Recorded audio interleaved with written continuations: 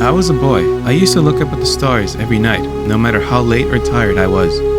The idea of space brought me a sense of reassuring comfort and freedom.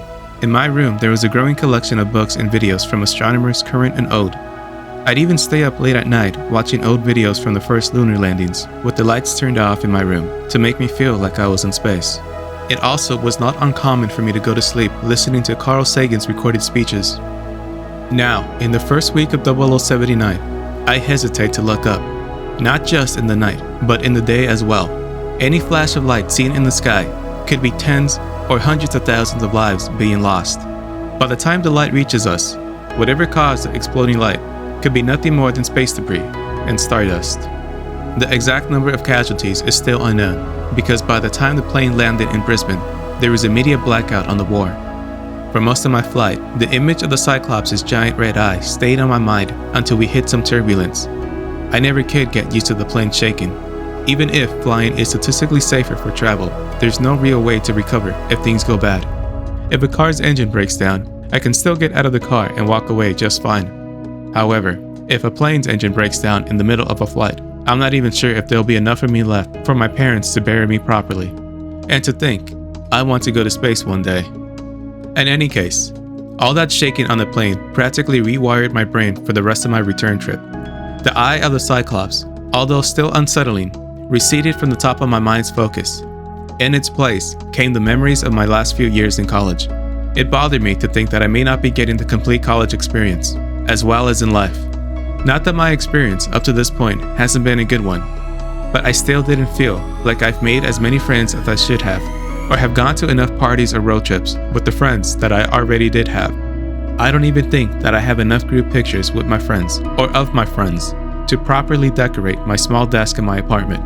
I wanted to act out on my thoughts as soon as I arrived to my apartment, but I didn't want to go out alone. I needed a buddy to tag along. My roommate was not home yet, so that left me limited in what I can do going out. I thought of asking some old classmates to hang out with me. I quickly hesitated at the thought, since although we technically consider each other as friends, we've never hanged out outside of class or campus. Not to mention, I had not really seen or talked to some of them in a year or two. What if they don't remember me? To be honest, I think it was just me doing mental gymnastics to not go out and spend money. I was also feeling tired from the trip. I needed to prepare for my classes, as well as get settled back in my room. On the next day, I had to run to my first class. There wasn't even time to greet my roommate. He likely arrived sometime in the middle of the night. I was sound asleep and didn't hear him enter the apartment. Normally, there's a sense of anxiety mixed in with some nervousness in me on my first day of class. This time around, it was a little more of a melancholy feeling that I had while sitting in lecture. It wasn't so much homesickness as far as I can tell. It likely had more to do with me being able to see some of my old friends from back home again after so long. My mind was overstimulated from all the social interactions with Maggie and the others, and was now instinctively wanting more. Sometimes I wonder if I really am a true introvert at all. It's easy for me to become a little bit of a hermit when I work on school assignments and other projects. In the process, I end up forgetting to go outside every once in a while. I missed seeing a red moon once, and last year I forgot to go out to see a comet that really only comes by once in a lifetime. The strange thing is that I used to always go out of my way to stargaze. Stargazing was basically the reason why I bothered to pay attention in school and then go to college. It's like the older I get, the more I go out of my way to not look up by making myself busy indoors. Maybe growing up means not looking up as much as we did when we were kids. The feeling continued and persisted during my shift at the restaurant. It was a slow day at work, likely due to it being the first week of classes. I figured many students were running around campus and town trying to buy all their books and other school supplies. I stood at the register by myself for most of the time.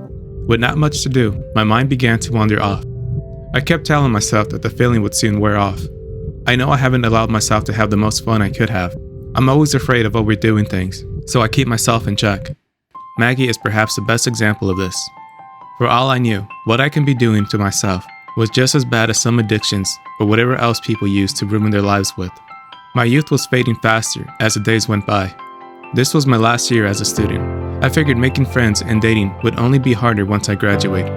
And yet, anytime I wanted to do something new, I tended to overthink things by trying to see every possible outcome that happens as a result of my actions. It was really all just an excuse to keep me from admitting that it was all out of fear, which I will never say out loud because of my pride.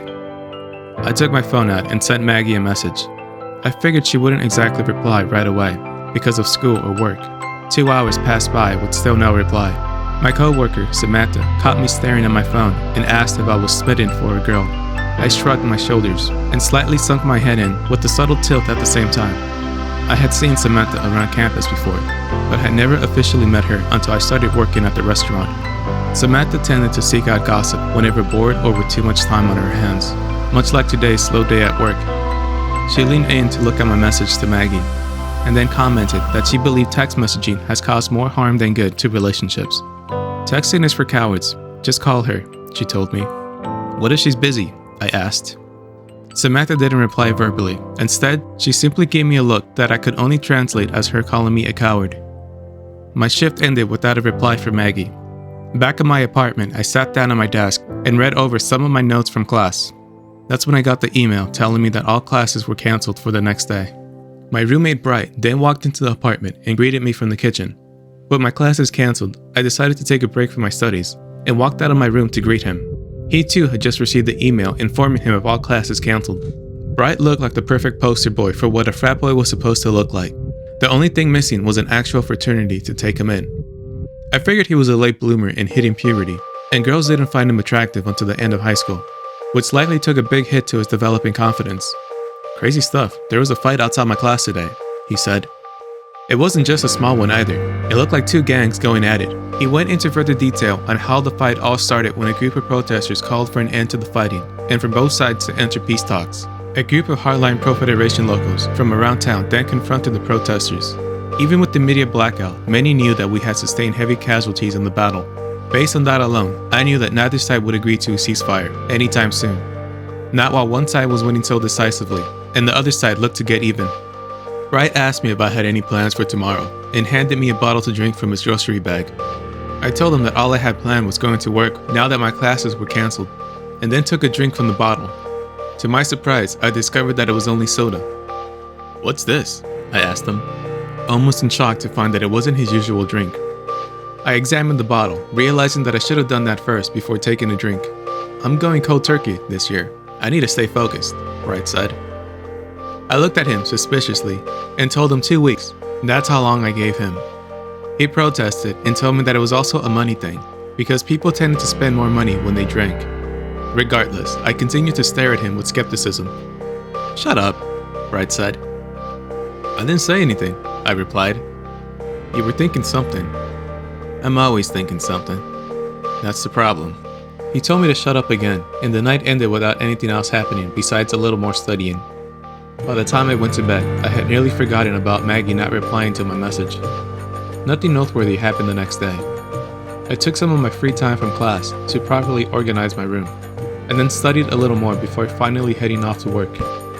The restaurant was a little busier compared to the previous day. Still, it was nothing out of the ordinary from what I had grown accustomed to.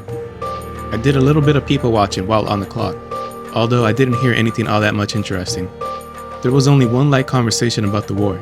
It was nothing I didn't already know. It seemed like the media blackout had done a good job of keeping all us little people in the dark. The next day was mostly the same, just with classes back on.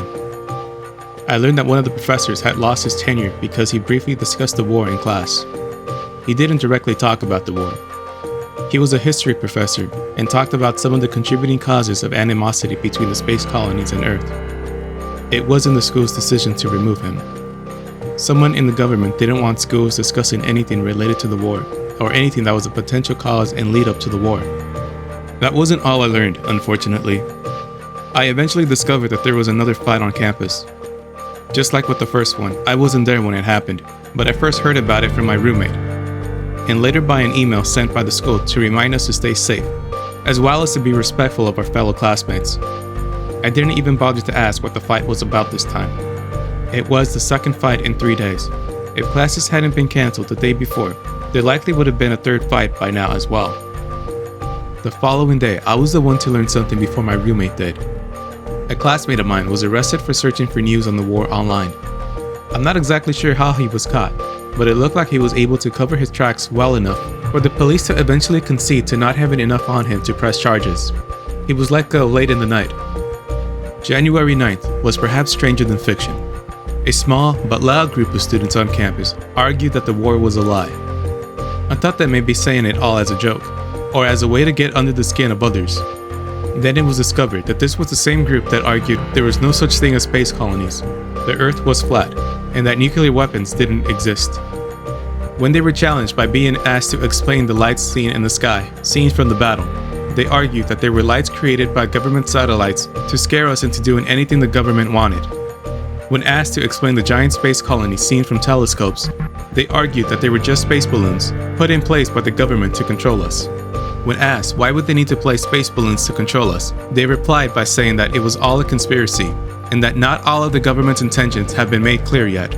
When students who have been to either the lunar cities or the actual space colonies, some of whom have family living there, also questioned them, the group accused them of lying and being paid actors by the government and that nothing they said was valid. They also went on to say that anyone who sought to disprove their claims had been brainwashed and indoctrinated by the government.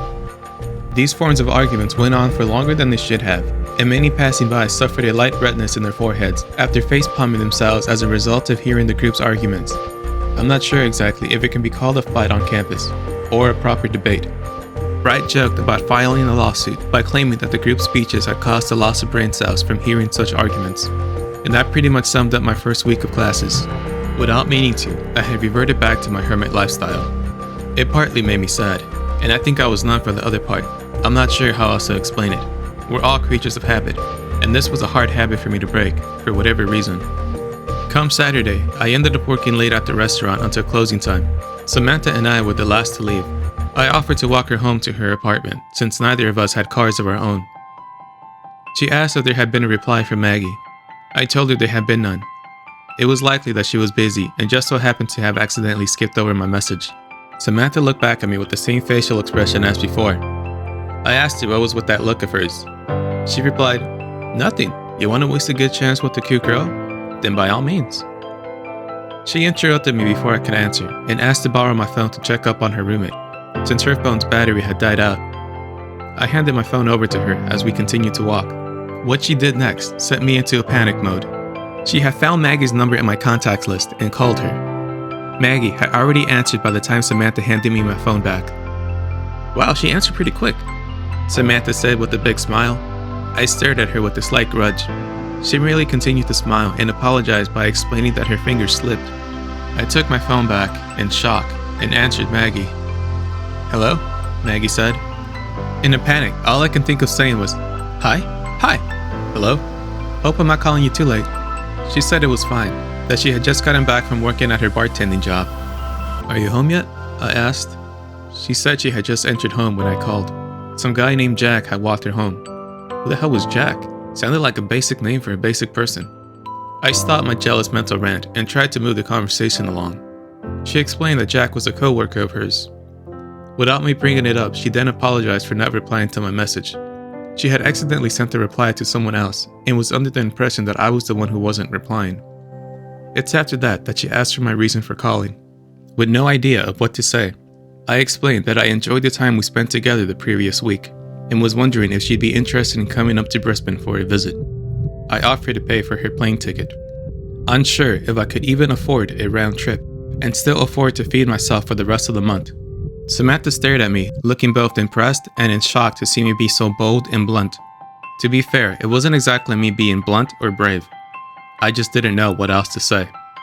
I also figured Maggie would decline. For the sake of my bank account, I hoped she would say no, but I also hoped she would accept at the same time. "Are you sure?"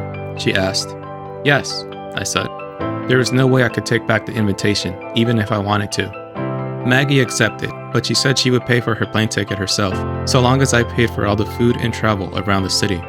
She had been wanting to go on a little vacation from her hometown anyways. "It's a deal," I said. Throughout our entire conversation, I could hear her moving around her home. I guess she was either doing a little bit of cleaning, so that she can lay down comfortably, or maybe she was feeling a little nervous or awkward about us talking. I can hear her open her back screen door to her parents' backyard, and then she stopped walking. "Hey, can you also see all the shooting stars right now?" Maggie asked. "There's so many." I looked up and saw nothing at first. Then they started falling across the atmosphere. They did look like shooting stars at first glance. It didn't take long to soon realize that it was no meteor shower, but space debris from all the recent space battles.